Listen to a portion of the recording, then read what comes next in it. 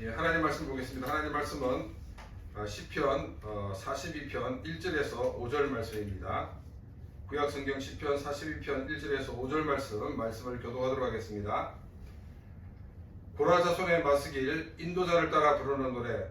하나님이여 사슴이 시냇물을 찾기에 갈급함 같이 내 영혼이 주를 찾기에 갈급하니이다.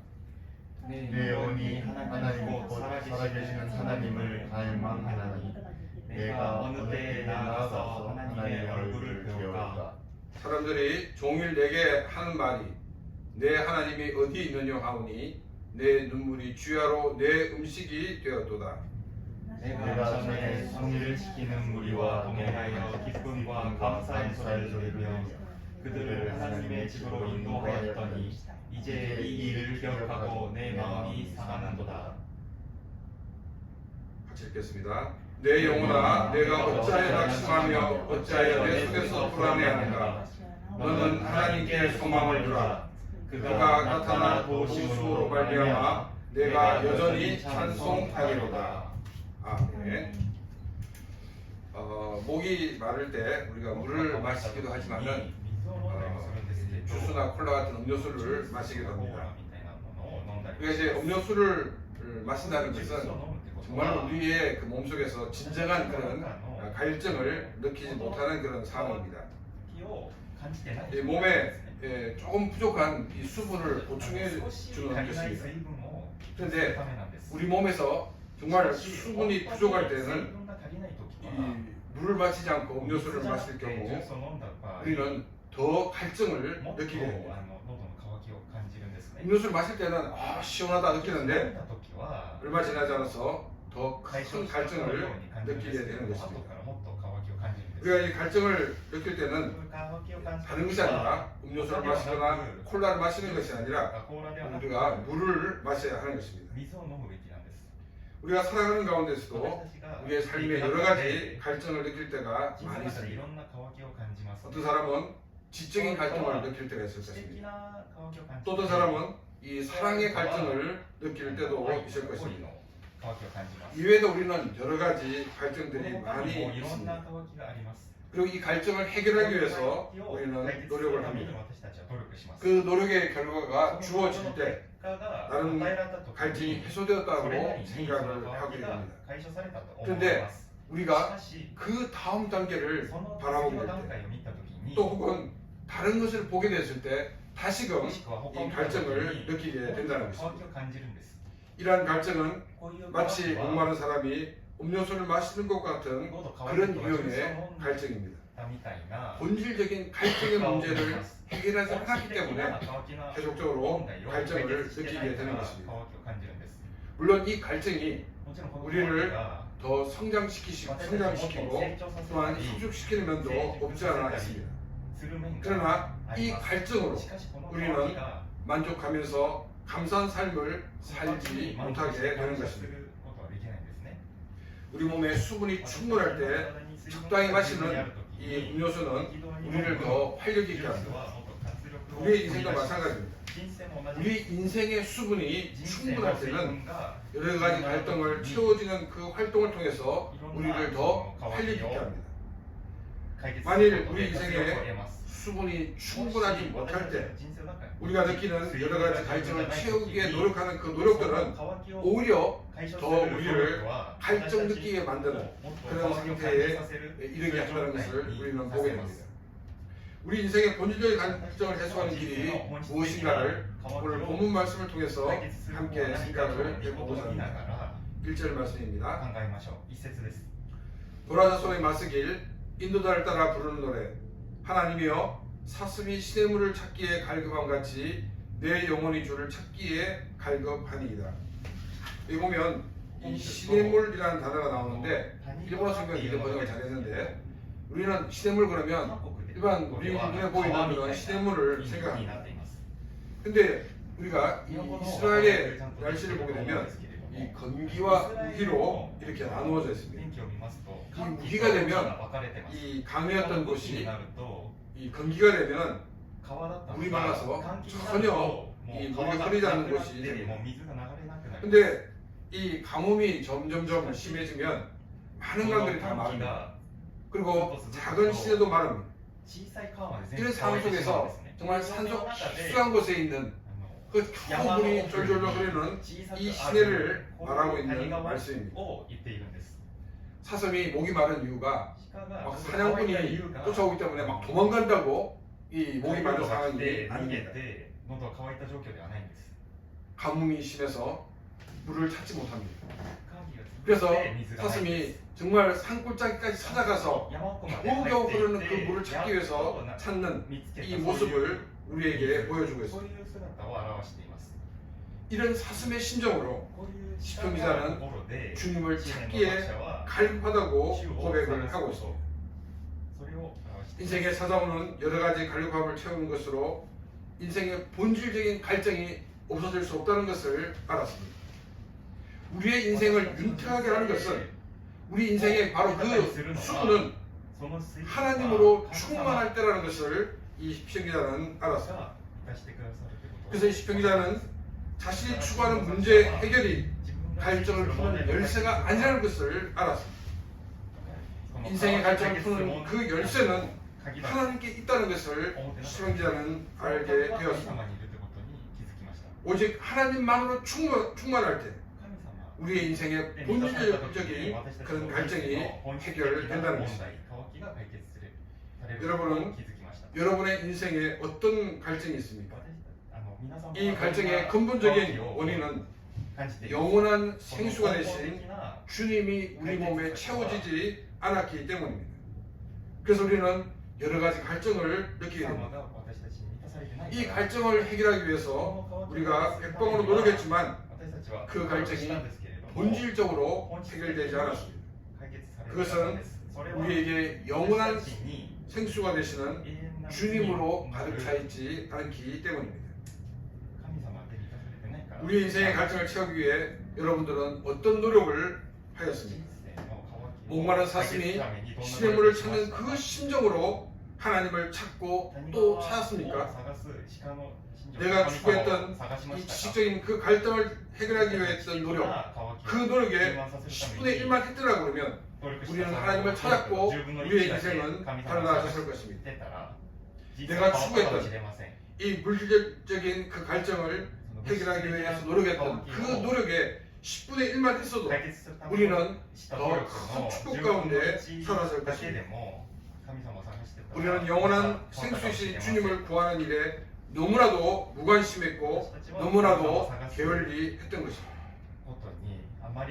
가뭄대에 물을 찾기 위해 다니는 사슴처럼 그 무엇보다 주님을 찾고 찾는 그런 귀한 삶이 되시기를 바랍니다. 2절입니다. 내 영혼이 하나님 곧 살아계시는 하나님을 갈망하나니 내가 어느 때에 나가며 하나님의 얼굴을 배워올까. 2절에서 내 영혼이 하나님 곧 살아계시는 하나님을 갈망한다라는 말씀이 있습니다. 이 말씀을 쉽게 해석하면 나의 영혼이 살아계신 하나님에 대하여 목이 마릅니다. 이러한 뜻입니다. 그리고 어느 때에 나아가서 하나님의 얼굴을 배울까라는 이 말은 하나님에 대해서 내가 갈증을 느끼고 있는데 언제 하나님을 만나서 이 갈증이 해결될 수 있습니까? 라는 그와 같은 말씀입니다.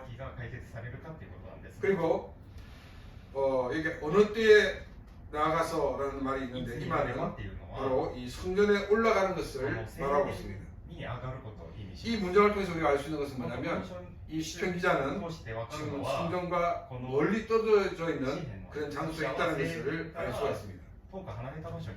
구약에서는 이 1년에 3번 남자들은 반드시 예루살렘 성전에 올라가서 하나님께 예배를 드려야 했습니다.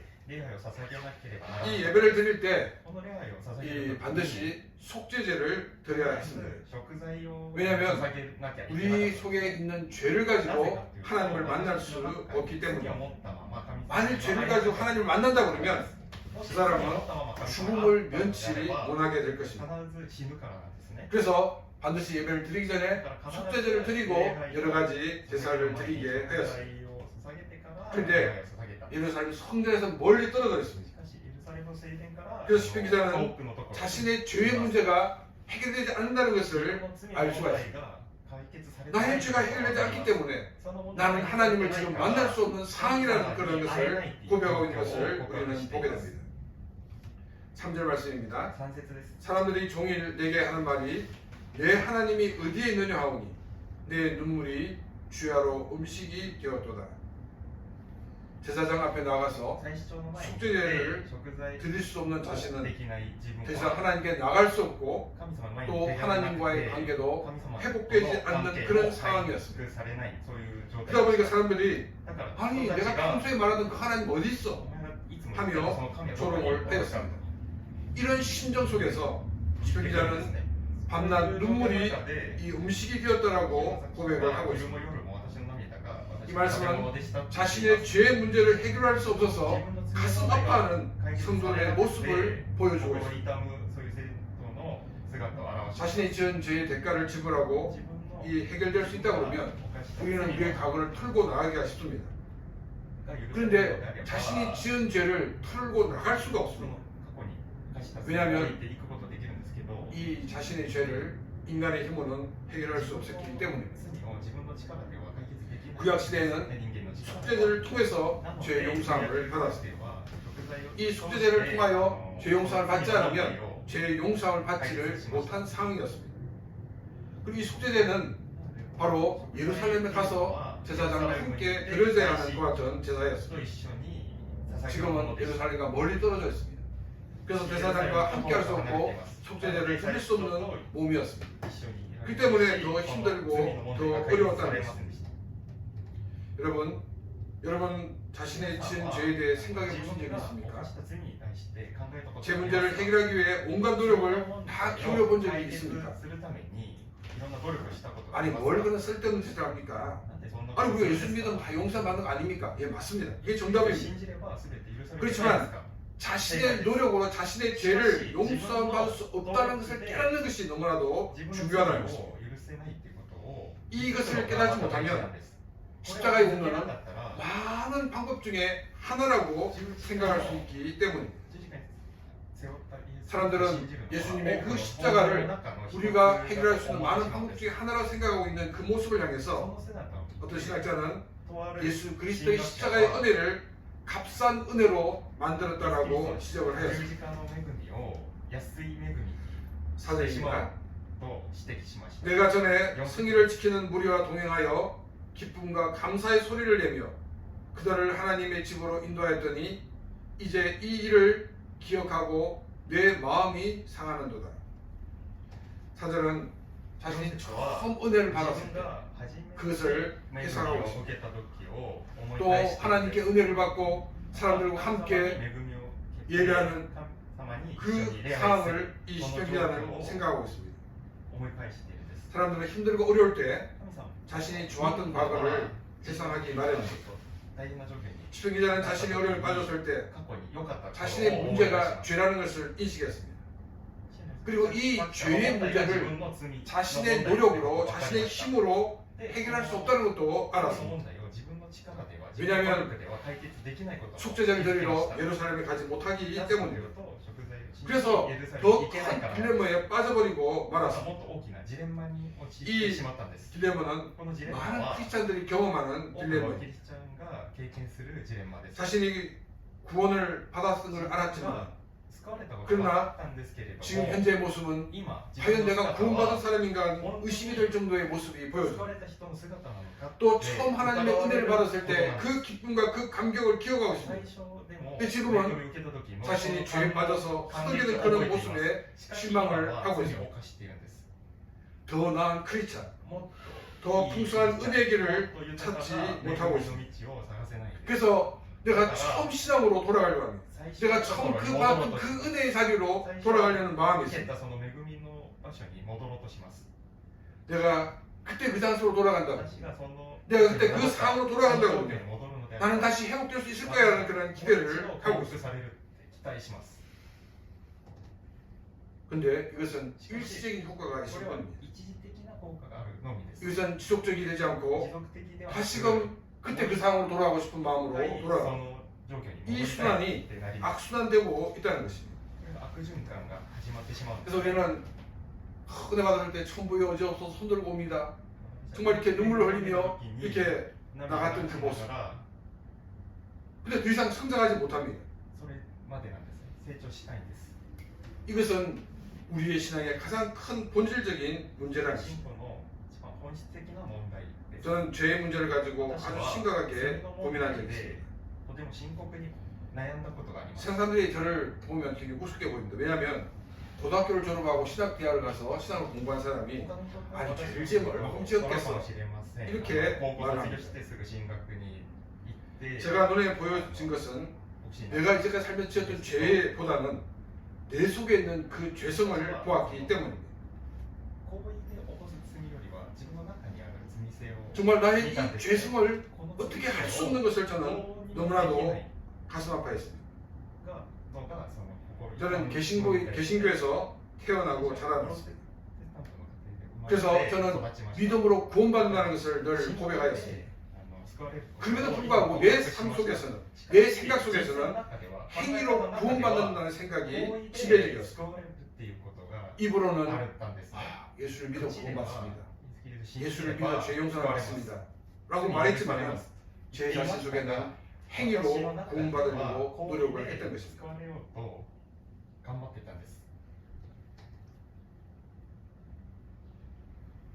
저는 고등학생 때 새벽기도를 열심히 나갔습니다. 그리고 하루에 1시간 이상 교회 나가서 기도를 하였습니다. 제 자랑을 하려는 것이 아닙니다. 제가 왜 그렇게 노력했냐면 나의 죄를 좀 희석하기 위해서, 나의 죄를 조금이라도 드러내기 위해서 저는 노력을 다했던 것입니다. 내가 노력하면 노력할수록 분명히 희석돼야 되는데, 조금이라도 드러내야 되는데 그렇지 못한 나의 그 죄성을 발견하였습니다. 그래서 저는 그 문제를 가지고 엄청나게 고민을 하였던 것입니다. 몇 년 전부터 지금 일본의 이 후쿠시마 원전 사고로 생기고 있는 이 오염수를 방류하는 문제가 지금 있습니다. 일본 정부는 이 오염수를 뭐라고 얘기하냐면 알프스 처리수 이렇게 얘기합니다. 그러니까 알프스 처리수라고 하니까 깨끗한 물인가 보다 이렇게 생각하고 있는데 이 알프스라는 이 단어는 진화된 용수 처리 시스템이라는 이니셜입니다. 그리고 우리가 이 처리수라고 하면은 이 오염된 이 물을 뭐 희석을 하거나 아니면 약품을 넣든지 어떻게 해가지고 그 오염 성분이 완전히 빠지든지 아니면 최소한 완화가 돼야 되는 그런 상태가 되어야 됩니다. 근데 방사능에 물 많이 넣는다고 사실 이 방사능의 그 힘이 약해지는 게 아닙니다. 이 방사능 물질은 방광기를 거쳐야지 그 힘이 약해지는 것입니다. 그것은 처리수가 아닙니다. 오염수입니다. 아무리 해도 그 성분은 변하지 않는다는 것입니다. 오직 방광기만이 문제를 해결할 수 있는 방법이라는 것입니다. 저는 이처럼 착한 일을 많이 하고 종교적인 활동을 하고 나면 나의 죄성이 점점 이렇게 희석이 될 것이라고 생각하였습니다. 그런데 희석되지 않았습니다. 그대로 남아 있었습니다. 방사능은 이 방광기로 있지만은 나의 이 죄성은 방광기도 없는 그런 모습인 것을 저는 발견하였습니다. 고장난 원자로 같이 끊임없이 악이 쏟아나는 것이 내 자신의 모습이었습니다. 선행이나 종교행위가 많아서 잘 눈에 띄지 않을 뿐입니다. 우리의 죄가 선행이나 종교적인 행위로 처리되지 못한다는 것입니다. 종교에 기여한 많은 그런 사람들이 가지고 있는 고민이 바로 이런 것입니다. 자신의 죄의 문제를 도저히 해결할 수 없다는 것입니다. 이것 때문에 그들은 탄식하고 괴로워했던 것을 우리는 보게 됩니다. 그러나 크리스찬에게는 길이 있습니다. 예수 그리스도의 십자가가 있기 때문입니다.